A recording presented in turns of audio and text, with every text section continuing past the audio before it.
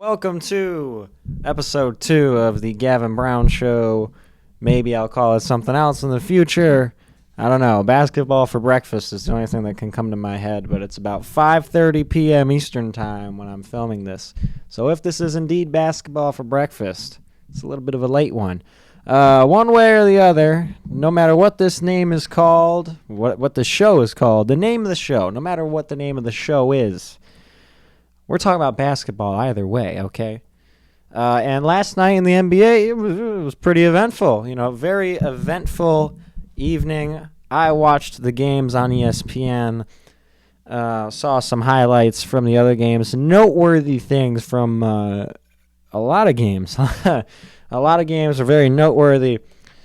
But we're going to start today off talking about the same team we talked about yesterday to kick off the program, and that would be the Oklahoma City Thunder, the best team in basketball, no doubt about it.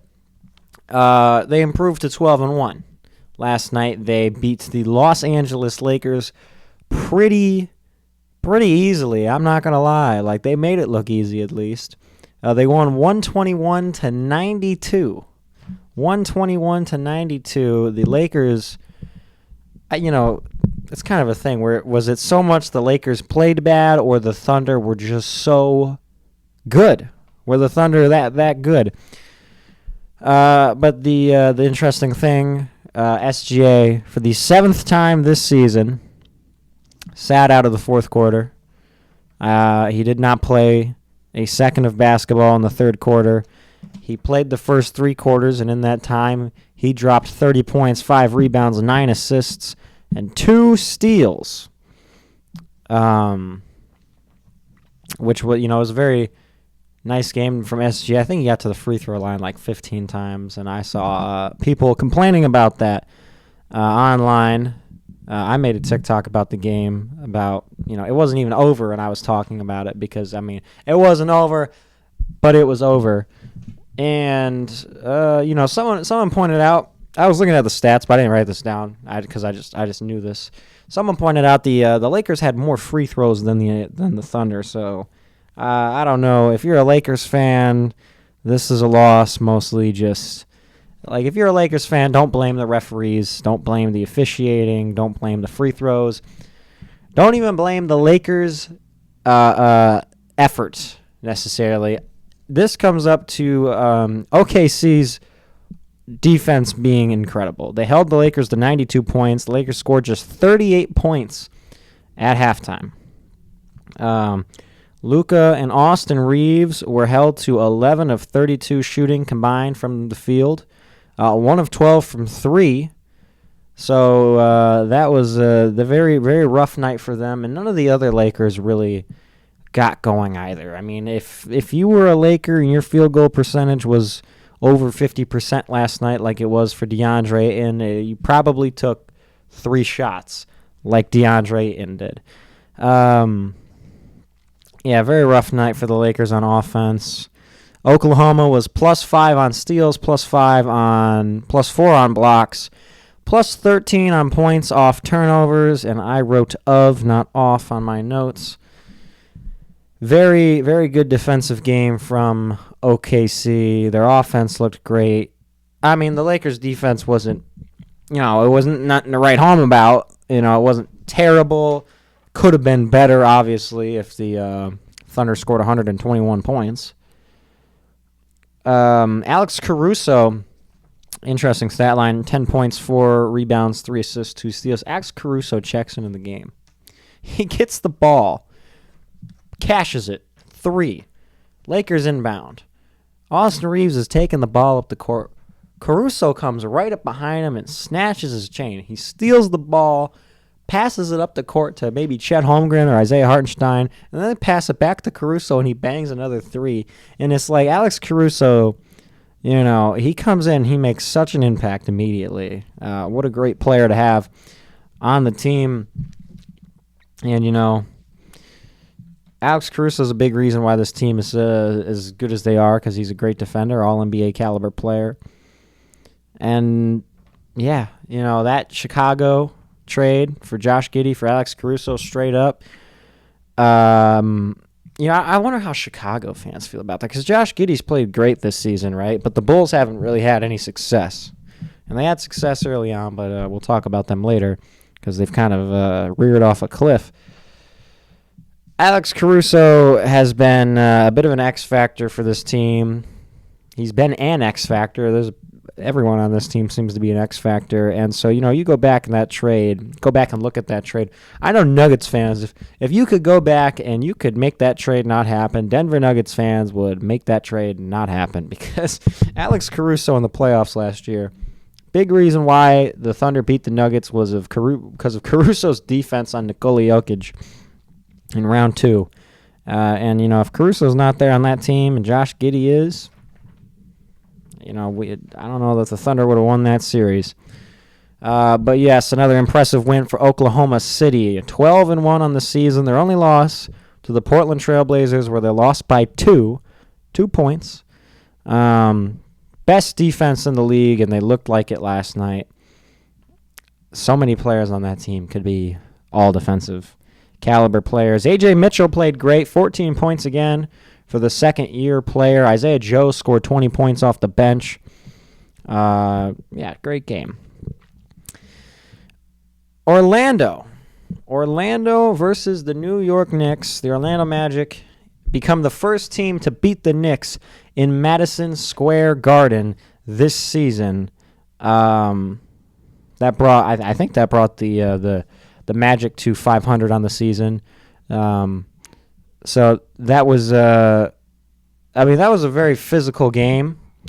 Jalen Brunson, and Paolo Banchero both left the game with injuries. Banchero's was in the second quarter, and Brunson's was late in the fourth quarter. Jalen Brunson reportedly left Madison Square Garden scene wearing a boot and on crutches, so that's bad. Bad news for the Knicks. And my dog is barking, and it's distracting me. I don't know if this microphone can pick it up. Paolo Banchero left the game in the second quarter, and I believe the Magic were up at this point, and I thought the game was going to kind of turn around for the Knicks. It did not. The Knicks, several times throughout this game, seemed like they were making it back in the game. They went down 24 at one point, and they got the lead down to 12, and then they went back down 20, and they got the lead down to 10. They went back down 18. They got the lead back down to maybe 9 or 8. Ended up losing the game by 17 points. But Paolo Banchero is now he is being monitored day to day for a groin injury. You gotta hate when that happens. But Orlando played great defense this game. The defensive stats really, Orlando had one more block. They had the same amount of steals.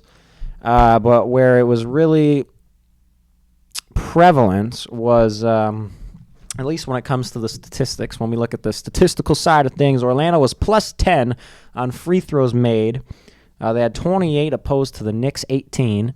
And they were plus 12 on total rebounds. So that's really where the difference was made in this game between the Knicks and the Magic. The Knicks, I said Orlando was playing great defense, right?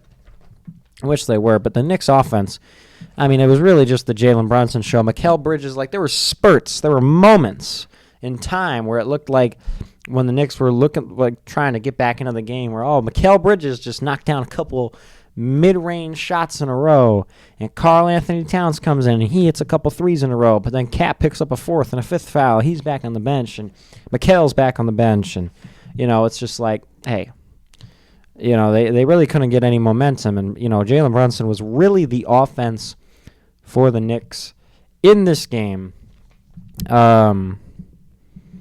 Orlando, Desmond Bane played pretty good. There's this app I've been using. I think it's called Rate Game.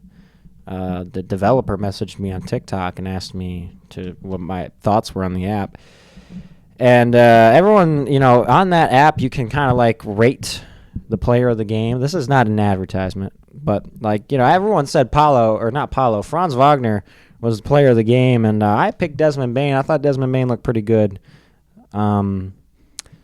And he hit that game winner against, who was it? I can't remember right now. Who did he hit a game winner against? I don't know, but Desmond Bane hit a game winner on Tuesday night, and then last night he played pretty good. The Magic finally shot okay from three. They shot 36% from three, opposed to the Knicks, I believe, 30%. And Orlando is kind of infamous right now for last season. They were a terrible three-point shooting team. This season, they're again a terrible three-point shooting team, but they looked all right last night. So, hopefully the Magic can turn things around there. But staying in the Eastern Conference, the Detroit Pistons improved to 10-2 on the season. First Eastern Conference team to get to 10 wins. They're on an 8-game winning streak as well. It's a nice story in Detroit. They went from the worst team in basketball to the best team in basketball, at least as far as the Eastern Conference goes. In the span of 2 seasons. And Cade Cunningham and Jalen Duren are both having all-star caliber seasons. Cunningham is having an MVP caliber season. But they beat the Chicago Bulls, who lost another game. They started their season off 5-0, and they are now 6-5, which means they are 1-5 since their unexpected, out of nowhere hot start, and it seems to have fizzled out. Josh Giddey, very famously, a few days ago, Josh Giddey got his ankles quite literally broken, literally crossed up and then carried out of the game. He needed to be helped up, and I'm not trying to laugh at the fact that this man is hurt. He literally got his ankles broken. That is crazy. Chicago, I think I had the Bulls as missing the playoffs, and if they keep playing how they're playing, that's probably going to happen. I don't know. We're going to talk about Chicago a little bit more later because there is an interesting prospect with regards to player movement that could affect Chicago, but we'll get to that in a minute. The Denver Nuggets are 9-2. They are on a 6-game winning streak, and against the Clippers last night in a 14-point win, Nikola Jokic makes his MVP case once again. 55 points, 12 rebounds, 6 assists, a steal, a block. He shot 78% from the field, 83% from 3, and 87% from the free throw line. Ladies and gentlemen, Nikola Jokic is the best player in the world. As simple as that. I was on the fence last video, episode, whatever you want to call these. I was kind of illustrating how the MVP race is going to be tight this year. And I don't actually know who the best player in the world is, but a performance like this, it's Nikola Jokic. It is Nikola Jokic. He is casually, people aren't even really talking about this much. He is casually having the most productive season ever. His most efficient season of all time. 25, 12, and 12 is what he's averaging on the season. And with shooting splits like this, it's just incredible what he is doing. And the Nuggets are a 6-game win streak. They're 9-2. I don't think the Nuggets are the best team in the NBA. I think it's the Oklahoma City Thunder. But I do think you put those teams up against each other. 7-game series. They had a 7-game series last year in the playoffs, and it went to 7. The Nuggets, I think, have a better roster. You can say the Thunder are a better roster. I think Nikola Jokic, with this roster, could lead them to a 7-game series victory over the Oklahoma City Thunder. I think it could happen. Jokic is that good. He just kind of wills teams to winning, even when it seems like, hey, this team's not going to win. No one really likes to talk about the Denver Nuggets, which is unfortunate. I feel like they didn't get that much respect when they were the 1 seed, 58 wins in 2023, and then they won the championship, and Mike Malone was sitting there. Why is everybody talking about the Lakers? We're going to the finals. Why is everybody talking about the Lakers? We are in the finals. And then the Nuggets won the championship, and everyone was still talking about the Lakers. But yeah, Nikola Jokic, MVP season. I mean, he is so good. There's a lot of talk, like when people, like a lot of Kobe Bryant fans will sit there and be like, hey, Kobe Bryant, like I always see this graphic, Kobe Bryant, Tim Duncan, and Steph Curry are the only players to win a championship without a top 75 teammate, right? And I don't know how old that graphic is, but like, I don't know. That's not that impressive to me when I think about the fact Nikola Jokic is one of two players, to my knowledge, there may be more players, but I'm not sure, one of two players to win an NBA championship without another teammate being an all-star, an all-NBA player, or an all-defensive player. So without a top 15 to 25 player and a top 10 defensive player, Nikola Jokic and Hakeem Olajuwon are the only players, to my knowledge, to win championships without teammates being all-stars, all-NBA, or all-defensive, which that to me is more impressive than that statistic where Kobe, Tim Duncan, and Steph Curry, the only players to win a championship without a top 75 teammate. Actually, Jokic might be in that. I don't know. Who was on Jokic's team? I don't think he had a top 75 player. I don't think he did. Jokic might actually be on that stat. It could be because I think it's an old stat. But I don't know. That's Jokic and Hakeem's stat is more impressive than that to me. Yeah. I want to look up if there's any other names on that list besides Jokic and Hakeem. But I've never heard anyone like say that. Because you think about Kobe. Kobe had all defensive players, all NBA, all star players on all of his championship teams, and so did Curry, and so did Tim Duncan, and yeah. But another game, a game I kind of wish I watched because it looked like it was amazing. In a 5-point victory, the Golden State Warriors defeat San Antonio Spurs in San Antonio. And it was a game where Stephon Castle and Victor Wembanyama both had triple-doubles, and Steph Curry dropped 40-plus. I'm going to read out these numbers. Victor Wembanyama, 31 points, 15 rebounds, 10 assists. Stephon Castle, 23 points, 10 rebounds, 10 assists. And Steph Curry, after having a terrible performance the night prior, playing against, you guessed it, the Oklahoma City Thunder, Steph Curry dropped 46 points, 5 rebounds, 5 assists. What a game. What a stat line. Two Spurs players had triple-doubles. I saw the Spurs post. It was the first time that's happened in a single game in their history, which, I don't think that's happened very much in anyone's history, any franchise's history. Steph Curry with a masterclass in the 5-point victory over the Spurs, and this is kind of a win the Warriors needed. They're kind of treading water right now. San Antonio, a lot of people seem to make this a big deal with the Spurs, that they have a dilemma about their guard depth, right? Because they're like, oh, they got De'Aaron Fox, and they got Stephon Castle, and they got Dylan Harper. Well, one of them has to be the odd man out. They got to trade one of them, and it's like, why? Why is it illegal for the San Antonio Spurs to have 3 really good guards? Why can't they have Fox, Castle, and Harper? Is it a crime? Is it against the rules?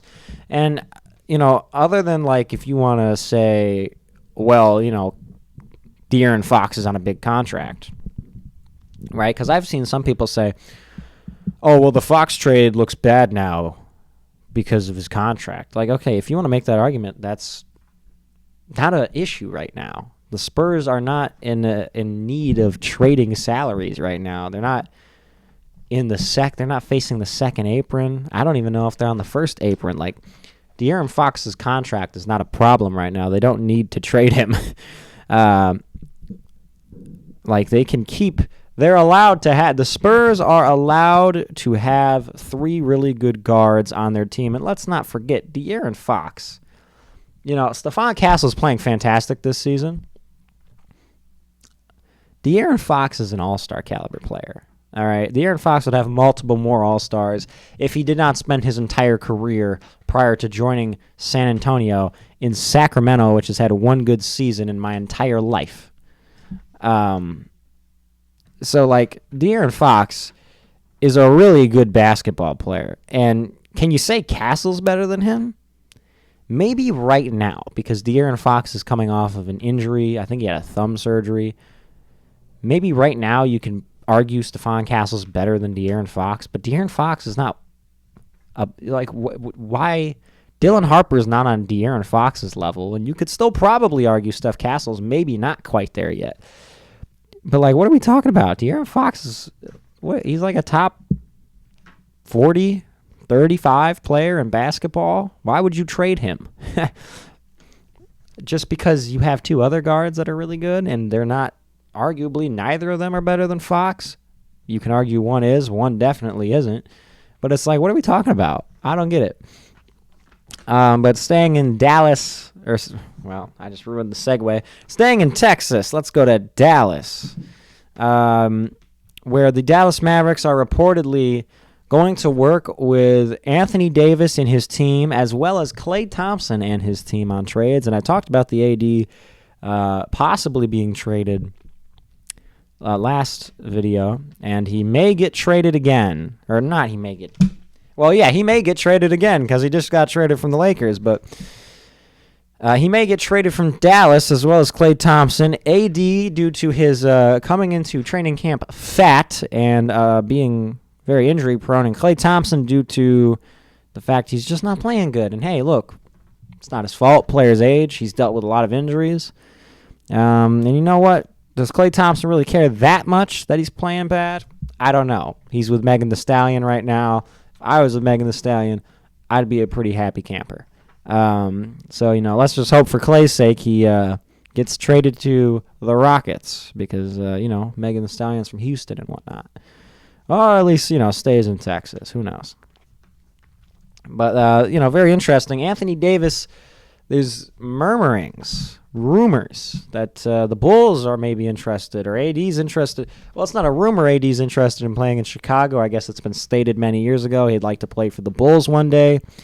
And I was watching Kenny Beecham talk about the fact that the prospect of Anthony Davis wanting to play in Chicago and getting traded to Chicago, and he's like, I don't want to see that. And he said something like, I'm scared because it's the exact type of trade the Bulls would do.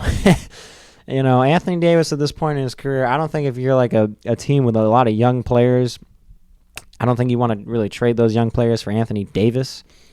I guess, we never know. AD's never played in the East. Maybe he just, takes the East over. But in other news regarding player movement, the Sacramento Kings are to trade everybody. Something they probably should have done a long time ago. Something they probably should have done before becoming the Sacramento Bulls, the Chicago Bulls of the West, where they quite literally just became the Chicago Bulls of 2022, except older, because they signed DeMar DeRozan and then traded for Zach LaVine, and they had a white European center that's, he's good, but he's not great. Whether it's Nikola Vucevic or Domantas Sabonis. And they got a point guard that can't shoot, and Alex Caruso at the time, and Russell Westbrook now. Nah, Russell's playing great. Russell Westbrook's been playing great this season. They gave Dennis Schroeder $40 million to come to Sacramento and play worse than the backup point guard, who almost wasn't in the league. Wasn't in the league this season. Dennis Schroeder's playing bad. The Kings need to trade everybody. Look, if I'm Sacramento, let me just become the general manager of Sacramento for a second. If I'm looking at the Kings roster, Who am I actually keeping? If you asked me last year, I would have said Jake LaRavia. And then they let Jake LaRavia walk in free agency, and now he's a Laker having a career year. So what are the Kings doing? Why are they doing what they're doing? Yeah, they got Doug Christie as their coach, and Doug Christie's a defensive guy, defensive-minded coach. And this is a team that doesn't play defense. I mean, who are their starters? Zach LaVine is statistically terrible every time he's on the floor. If you look at Zach LaVine's plus-minus, Zach LaVine on every basketball team he's ever been a part of is a minus on the floor. Every team he plays for loses when Zach LaVine's on the floor. And maybe it's not entirely Zach LaVine's fault, but, where there's smoke, there's fire. All right, Zach LaVine is statistically not good to be on your basketball team.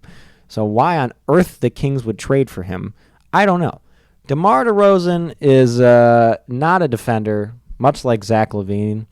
DeMar DeRozan is a scorer who excels in the mid-range, and that's not really useful for a basketball team that, quite frankly, can't shoot the three. So why they went out and signed him, I don't know. Like, the Kings make so many questionable moves. They had two young guards in De'Aaron Fox and Tyrese Halliburton, and they traded Tyrese Halliburton to Indiana for Domantas Sabonis, and since then the Kings have had one playoff run where they went to 7 games in the first round versus the Warriors and lost, and Domantas Sabonis got his chest caved in by Draymond Green in that series. This is like a Sacramento slander piece I'm putting together right here on the spot. Meanwhile, Tyrese Halliburton went to the Pacers, and they made the playoffs. They went to the Eastern Conference Finals twice, went to the Finals twice, went to Game 7, and arguably you can say, hey, they might have won it had Tyrese not torn his Achilles. So, and Domantas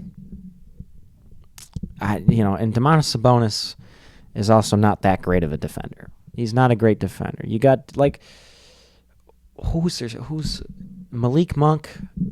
Why is he still on the team? Dennis Schroeder, why are you giving $40 million to a guy who literally got traded 3 times the previous season? Dennis Schroeder got traded 3 times last year. 3 times. And that's who they're giving money to. They're giving money to a glorified journeyman. Not even glorified. He's just a journeyman.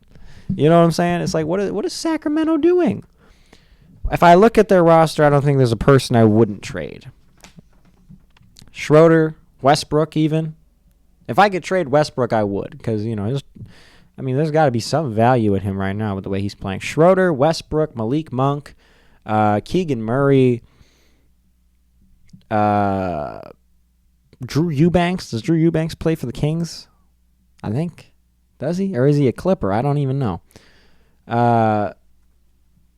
He plays somewhere in California. Domantas Sabonis, DeMar DeRozan, Keegan Murray. I already said Keegan Murray. Traded him twice. Zach LaVine. The Kings are bad. The only 2 players that they have, the only 2 good young players that they could actually build around, they traded both of them. And they traded De'Aaron Fox for Zach LaVine. Let's not forget that. They got rid of Fox. They fired Mike Brown, which made Fox request the trade.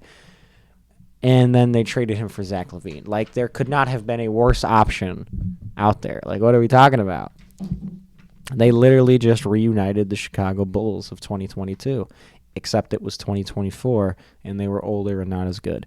So, yeah, that's going to wrap it up today on this episode of whatever you want to call this show, I guess.